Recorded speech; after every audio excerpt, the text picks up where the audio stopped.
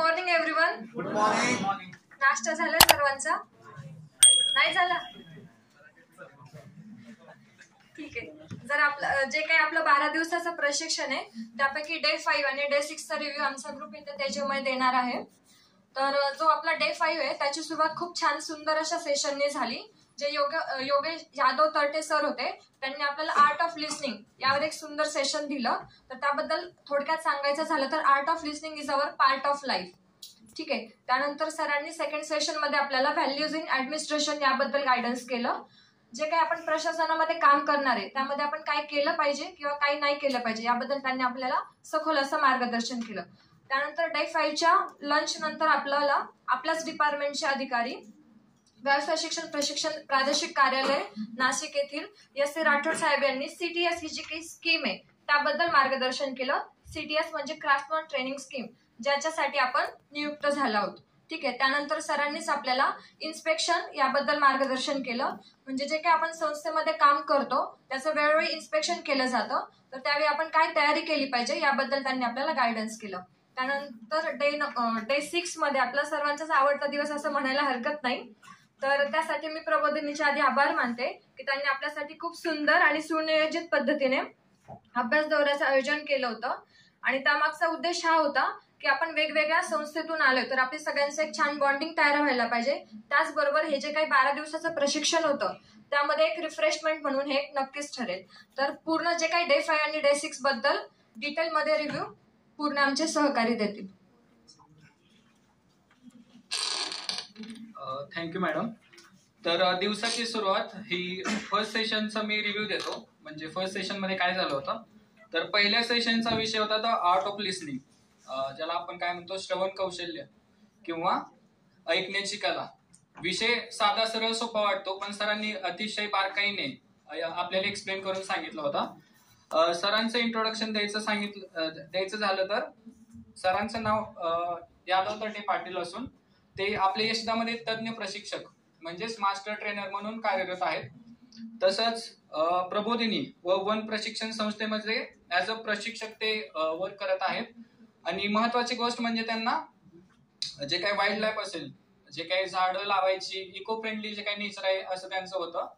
आणि त्याच्यानंतर सुरुवातीलाच त्यांनी काय सांगितलं की लिसनिंग म्हणजे बेसिकली काय असतं. आपल्याला माहितीये लिसनिंग म्हणजे काय नुसतं ऐकायचं राहतं, पण हिअरिंग आणि लिसनिंग मध्ये एक बेसिक डिफरन्स राहतो. आपण काय म्हणतो लिसनिंग म्हणजे नुसतं ऐकायचं, त्यात स्पेशल असं काय. पण आपण ज्यावेळेस हिअरिंग म्हणतो म्हणजे नाईलाजाने आपल्याला ते ऐकावं लागतं, पण लिसनिंग मध्ये आपलं माइंड इन्व्हॉल्व्ह असतं. आपण प्रोसेस करून जी काय माहिती आपल्याला भेटत आहे ते आपण बाय हार्ट करून ते अंगीकृत करत असतो. तर फर्स्ट स्लाइड मध्ये मी फक्त छोटा छोटा रिव्ह्यू देत जातो. तर फर्स्ट स्लाइड मध्ये त्यांनी काय सांगितलं होतं, we are taught to speak but we are taught to listen. म्हणजे लहानपणीपासून आपल्याला काय शिकवलं जातं तर बोलायचं कसं, आणि पण लिसनिंगची जी काही कला असते ती अवगत केली जात नाही. उदाहरण घ्यायचं सांगितलं तर ज्यावेळेस बाळ जन्माला येतं त्यावेळेस लहानपणापासून ओढ काय राहते, आई म्हणते मम्मा म्हणायला शिक, वडील काय म्हणतात डॅडू म्हणायला शिक, शाळेत गेलं की मास्तर काय म्हणतात ABCD म्हणायला शिक. पण लिसनिंगचे जे काही धडे असतात ते काही शिकायला भेटत नाही. तर सेकंड स्लाइड मध्ये काय होतं, listening is first step in humans life. ज्यावेळेस माणूस जन्माला येतो, ज्यावेळेस तो आईच्या गर्भाशयात असतो त्यावेळेस 18 वीक पासूनच त्याची सुरुवात काय होते लिसनिंगची. आईचे जे काय हार्टबीट्स असतील, हृदयाचे ठोके, ते 18व्या वीक पासून सुरुवात होते ऐकायला. आणि 27 ते 29 वीक पर्यंत जे काय बाहेरील आवाज असतील, आईचा आवाज असेल, सराउंडिंग मधले जे काय आवाज असतील ते ऐकायला सुरुवात होते.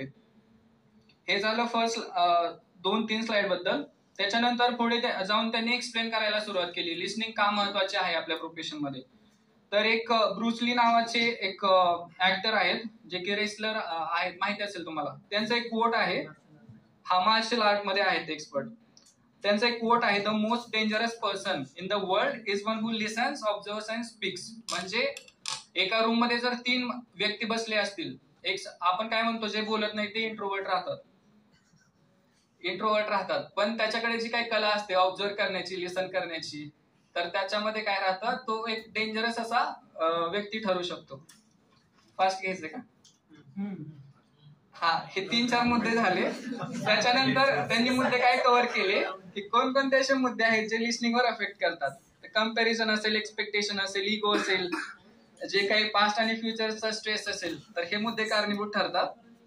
आणि लास्ट काय होतं की we don't listen with the intent to understand. आपण समजून घेण्यासाठी ऐकून घेत नाही, तर पुढच्याला काय रिप्लाय द्यायचा ह्याच्यासाठी आपण ऐकून घेतो. तर एवढंच झालं होतं फर्स्ट सेशन मध्ये. पुढचा जो काय पार्ट असतील ते सर आपल्याला एक्सप्लेन करतील. तुम्हाला इन डिटेल सांगायचं असेल संध्याकाळी आपण सर आपलं लेक्चर लिसनिंग. तर लिसनिंग सेशन बद्दल पहिल्यांदा सांगायचं झालं तर पहिल्यांदा पाटील सरांचं नाव घेतल्याशिवाय आपलं लेक्चर चालू करता येणार नाही, थोडा सहभाग होता त्यांचा.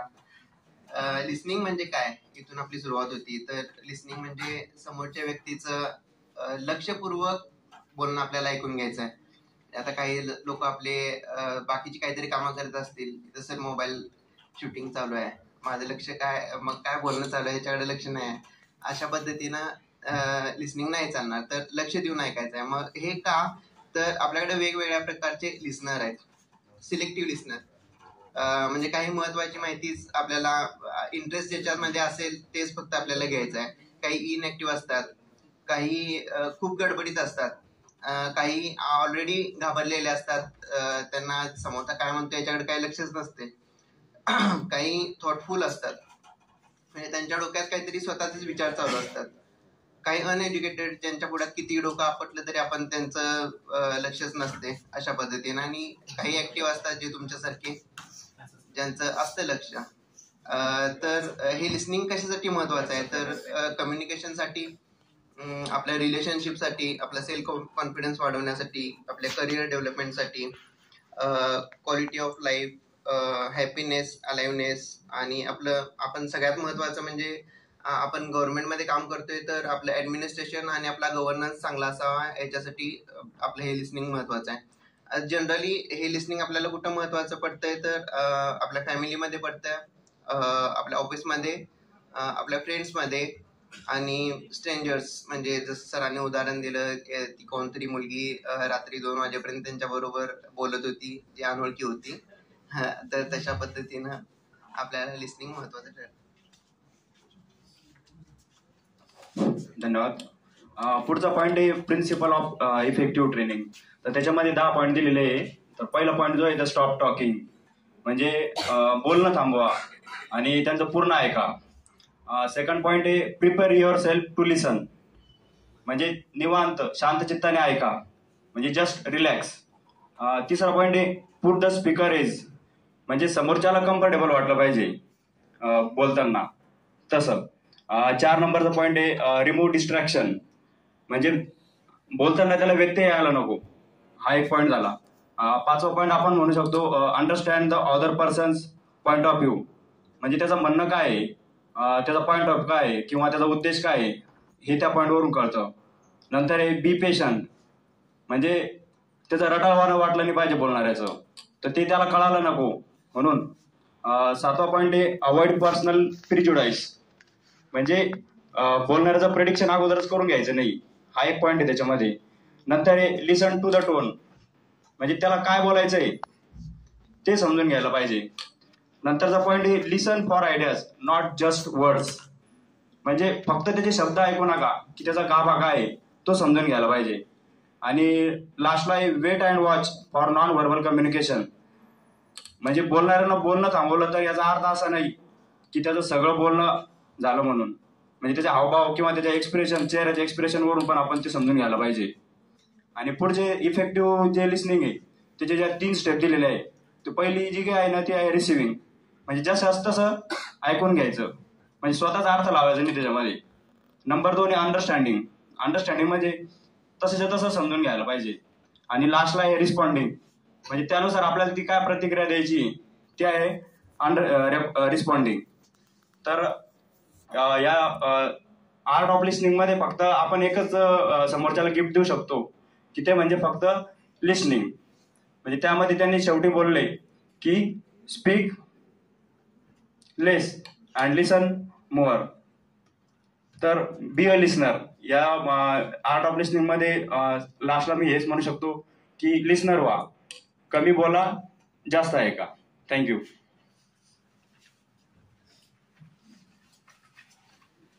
Good morning. त्यानंतर आपण बघितलं की आर्ट्स ऑफ लिस्निंग मध्ये व्हॅल्यू इन ऍडमिनिस्ट्रेशन काय आहे, त्याचे आपण 2 प्रकार बघितले, public service value and institutional value. तर सगळ्यात पहिले म्हणजे मी तुम्हाला त्याच्यातला जो एक पॉईंट आहे पब्लिक सर्व्हिस व्हॅल्यू त्याबद्दल एक्सप्लेनेशन थोडक्यात देणार आहे. तर काल जे तारटे सर होते त्यांनी आपल्याला जी स्लाइड ओपन केली त्याच्यावर एक सेंटेन्स होतं, to be human is to live our highest potential.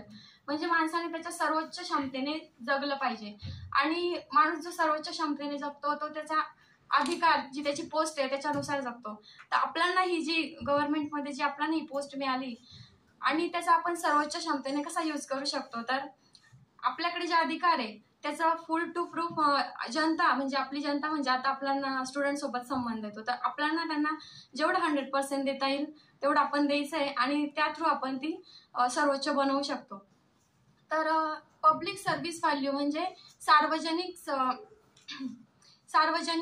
सेवा मूल्य म्हणजे काय, तर आपण जे गव्हर्नमेंट सर्वंट आहोत आणि आपलं जे वागणं आहे व्यवहार कोणाप्रती तर जनतेप्रती तो कसा आहे, तर त्या थ्रू आणि ते आपण त्याच्यात कशात इम्प्रूव्ह करू शकतो म्हणजे आपल्यामध्ये कोणकोणती क्वालिटी पाहिजे, तर integrity, service to public, impartiality, professionalism, perfect to diversity, responsibility, transparency.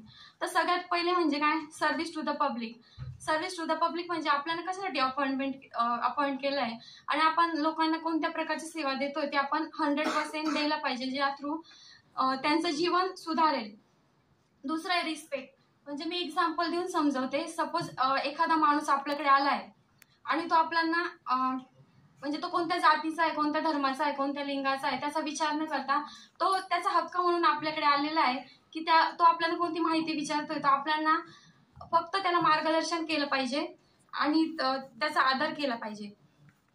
त्यानंतर रिलॅबिलिटी म्हणजे काय, जी पण आपण ज्या पोस्टवर आहे सपोज आणि आपल्याकडे एखादी योजना आलेली आहे तर आपण ती विश्वास म्हणजे लोकांना कसा दिला पाहिजे की त्यांचा आपल्यावर पूर्ण विश्वास बसेल. सपोज एखादी योजना आहे त्याच्यामध्ये आपल्याला पैसे वितरण करायचे, जसं की लाडकी बहीण योजना, संजय गांधी निराधार योजना, तर मग लोकांना म्हणजे पूर्णपणे आपण विश्वास दिला पाहिजे की हा तुमचं काम होईलच.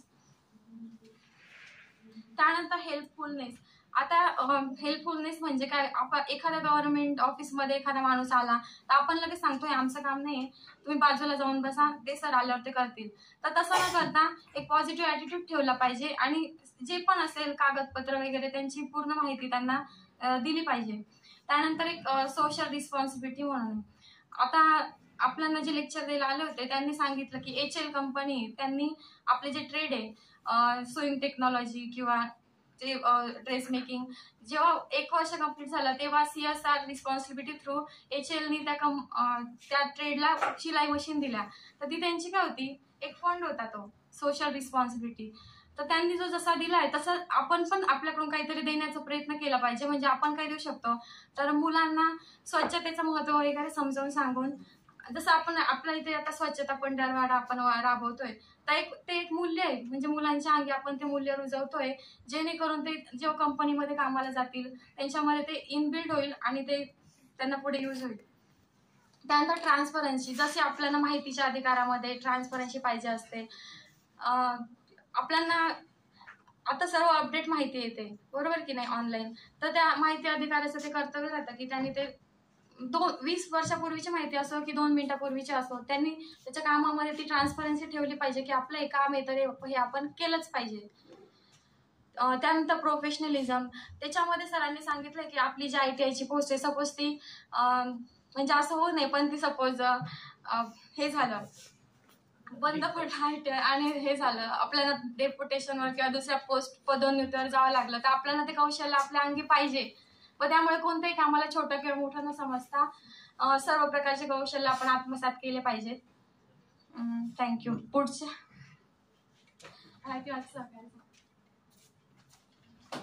त्या व्हॅल्यूज इन ऍडमिनिस्ट्रेशन मध्ये जो दुसरा मुद्दा असतो पर्सनल व्हॅल्यूज. आपले जे नैतिक मूल्य स्वतःचे आहेत ते पण काही महत्वाचे आहेत. ज्यातलं पहिलं आहे इंटेग्रिटी म्हणजे प्रामाणिकपणा. आपण आता सर्वजण गव्हर्नमेंटमध्ये काम करतोय तर आपल्यामध्ये एक प्रामाणिकपणा आणि पारदर्शकपणे काम करण्याची वृत्ती असली पाहिजे. आपण कोणतेही काम करताना पहिल्यांदा कर्मचारी असून सरकारचा कसा फायदा होईल, विद्यार्थ्यांचा कसा फायदा होईल हे पाहणं आपलं पहिलं कर्तव्य राहील. त्यानंतर जो दुसरा काम असतो संवेदनशीलता, सेन्सिटिव्हिटी. कारण काय आहे, विविध सामाजिक आणि सांस्कृतिक पार्श्वभूमीतून येणारे विद्यार्थी आपल्याकडे असतील. कुठं आपल्याकडे आदिवासी भाग जास्त आहे, एसटी कॅटेगरीची मुलं आहेत, एससी कॅटेगरीची मुलं आहेत. तर अशा मुलांना ज्यावेळेस आपण शिक्षण देतो तर त्यावेळेस त्यांना देताना कुठल्याही मुलांमध्ये भेदभाव न करता त्यांना सर्वांना समानपणे वागणूक दिली पाहिजे. त्याच्यानंतर प्रायोरिटीज देताना लेडीज, वृद्ध असतील, सरकारी कामामध्ये कुठं असतील, वृद्धांना जास्त प्रायोरिटीज दिली पाहिजे. त्यानंतर अल्पसंख्याक असतील, त्यांच्यासाठी ज्या योजना येतात त्या आपण प्रामाणिकपणे राबवल्या पाहिजेत.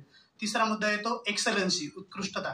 आपण जोही काम करतोय त्याच्यामध्ये होईल तितकं एक्सलन्स काम केलं पाहिजे, ज्यामुळे काय होईल की हायेस्ट पोटेन्शियलला काम केल्यामुळे सर्वांना व्हॅल्यूज आणि हे भेटून जातील, काय म्हणतो आपण, आउटपुट चांगलं भेटेल. आणि चौथा असतो कोलॅबरेशन, सहकारिता.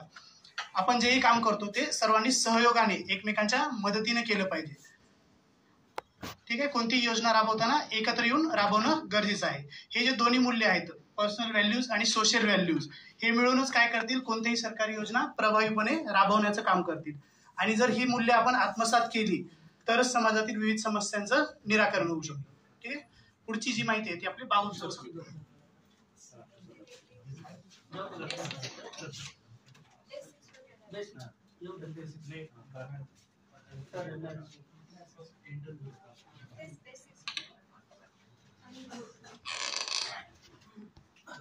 नमस्कार, गुड मॉर्निंग. आज आपण काल डे 6 वर आज आपण प्रत्येक टुरिझमला आज भेट दिलेली होती. जे की कावनाई असो, तपोभूमी असो, वैतरणा डॅम असो किंवा त्र्यंबकेश्वर असो. काल आज आपण कावनाई या ठिकाणी आज आपण गेलेलो होतो. त्या कावनाईमध्ये आपण कुशावर्ती या ठिकाणी भेट दिलेली होती. तसेच कावनाई पठार, तिथे निसर्गरम्य सौंदर्य, तिथलं वातावरण, तिथलं एन्व्हायरमेंट. आज आपण बऱ्याचशा ठिकाणी जातो, आपण क्षेत्रीय भेट देतो, जर एन्व्हायरमेंटचा अभ्यास करतो, की असं तुम्हाला फुलबिल्ले जाणवलं असेल की आपण कशासाठी भेट द्यायला जातो, की बाबा आपण त्यातून काय अभ्यास घेणार आहोत. आता आज आपण काल अभ्यास केला की तिथलं नेचर काय असतं, तिथलं एन्व्हायरमेंट काय असतं, पर्यटनाची पार्श्वभूमी काय असते. आज आपण त्या क्षेत्राला भेट दिली. तिथं आज कावनाई या ठिकाणी सिंहस्थ कुंभमेळा भरतो, दरवर्षी असतो. लाखो पर्यटक जे भाविक असतात किंवा ऋषीमुनी ते सगळे तिथं येत असतात.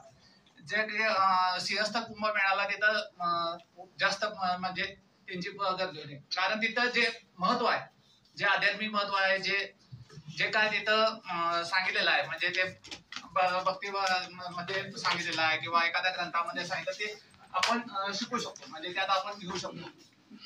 आता तिथून आपण बाहेर पडलो की ज्यावेळी आपण बाहेर पडल्यानंतर तपोभूमीला गेलो. तपोभूमीला गेल्यानंतर तिथे संत गजानन महाराजांच्या ठिकाणी आपण तपोभूमीच्या ठिकाणी 10 मिनिटं आपण मनपूर्वक म्हणजे मौन धारणा आपण केलेली होती, मौन पाळलेलं होतं. तिथं कुठल्याही प्रकारचा मोबाईल अलाउड नव्हता, कुठल्याही प्रकारचं म्हणजे बोलणंही चालत नव्हतं. त्यासाठी आपण तिथं तपोभूमीसाठी आपण थांबलेलो होतो. तसेच तिथून आपण वैतरणा डॅम ठिकाणी आपण आज गेलेलो होतो. वैतरणा डॅम तुम्हाला माहित असेल, वैतरणा कालच 3:15 वाजता आपण वैतरणा डॅम या ठिकाणी पोहोचलो. ज्या ठिकाणी आपलं तिथं नेचर असतं, एन्व्हायरमेंट, तिथलं निसर्गरम्य सौंदर्य असतं. आज आपला मान्सून चालू आहे, पावसाळा चालू आहे. तिथं आज बऱ्याच ठिकाणी आपण ज्या ठिकाणी निसर्गरम्य सौंदर्य ठिकाणी आस्वाद घेतोय, आपण काय करतोय की आपण गाणी लावतोय, आपण फुल्ली एन्जॉय करतोय. तिथला अभ्यास न करता ज्या एन्व्हायरमेंटचा अभ्यास करण्याच्या बाकीच्या गोष्टीचा अभ्यास केला पाहिजे. आज तुम्हाला सेफ्टी प्रिकॉशन म्हणजे आता मी तुम्हाला एक घडलेली घटना सांगतो. कारण मी सुरक्षा ऑफिसर या नात्याने सर्व आपले जे निदेशक आहेत त्यांची जबाबदारी होती. कारण सुरक्षा ऑफिसर या नात्याने मी सर्व निदेशकांची जबाबदारी पार पाडलेली होती. कारण आपण ज्यावेळी वैतरणा डॅम पासून आपण पुढे गेलो त्यावेळेला तिथे एक अशी घटना घडलेली होती. आपण इलेक्ट्रिसिटी डांबावरचा विद्युत प्रवाह चालू होता, म्हणजे वायर खाली पडलेली होती रस्त्यावरती. आणि रस्त्यावर पडले होते का सांगतो, कारण आपलं प्रिकॉशन महत्वाचं होतं, म्हणजे सुरक्षितता महत्वाची होती. कारण सुरक्षा ऑफिसर या नात्यानं आपलं सिक्युरिझम महत्वाचं होतं. कारण का होतं सांगतो, कारण जे आपण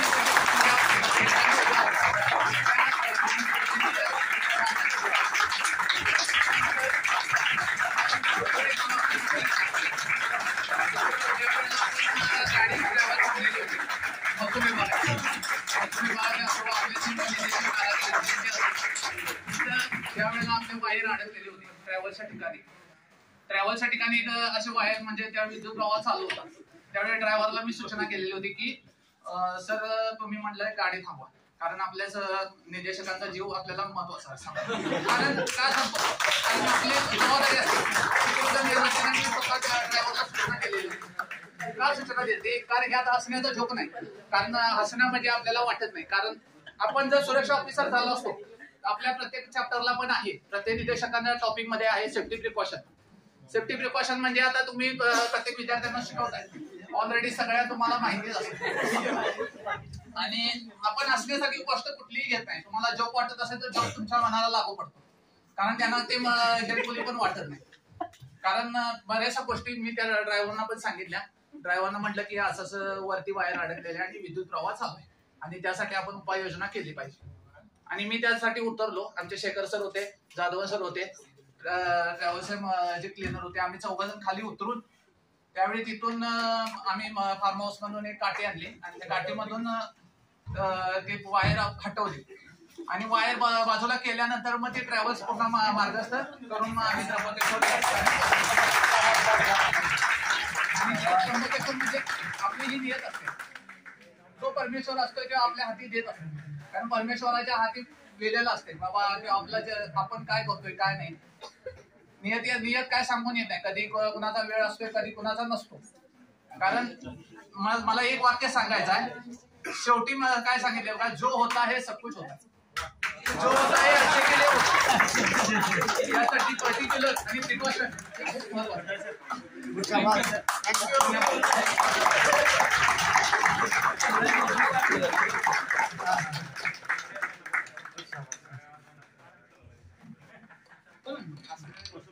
गुड मॉर्निंग सगळ्यांना. 2 नाही 5च वाक्य बोलेल मोठं.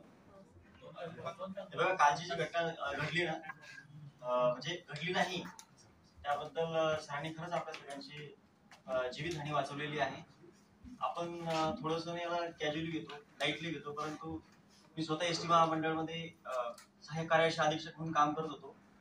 बसवर असे लाईव्ह जेव्हा वायर्स वगैरे पडतात की नाही, तर होऊ शकते घटना, स्पार्किंग वगैरे होऊ शकते, ठीक आहे, इंजिनमध्ये. तर आपल्या सगळ्यांची जीवितहानी सरांनी टाळली आणि आपण त्यांच्यामुळे आजचा दिवस पाहतोय, ठीक आहे. त्याबद्दल सर खरंच तुमची थँक्यू. आणि तुम्ही आज इंग्रजी आपली जी ऑक्सफर्ड युनिव्हर्सिटी आहे, मी रिकमेंड करेल तुम्ही नवीन हे दिला, शब्द दिला. कोणाचं लक्ष होतं का? सेक्युरिझम बोलले सर, बरोबर आहे की नाही? तो सर्च केला, तो तसा नाहीये. आपण त्यांना रिकमेंड करू की त्यांनी हा शब्द त्याच्यामध्ये ऍड करावा, सेक्युरिझम, ठीक आहे. आणि आपलं वर्तन, मी पाठीमागे बसलेलो असतो, मी सगळ्यांना ऑब्झर्व करत असतो, तर खरंच आपलं वर्तन दिवसेंदिवस हे बेशिस्त होत चाललंय असं मॅडमांचं म्हणणं आहे. म्हणजे आजचे जे ऑफिस आहे त्यांचं, तर आपण आपलं वर्तन थोडंसं या ठिकाणी व्यवस्थित ठेवलं पाहिजे.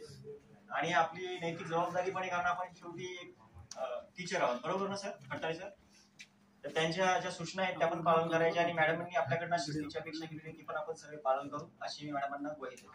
Sir, once again thank you.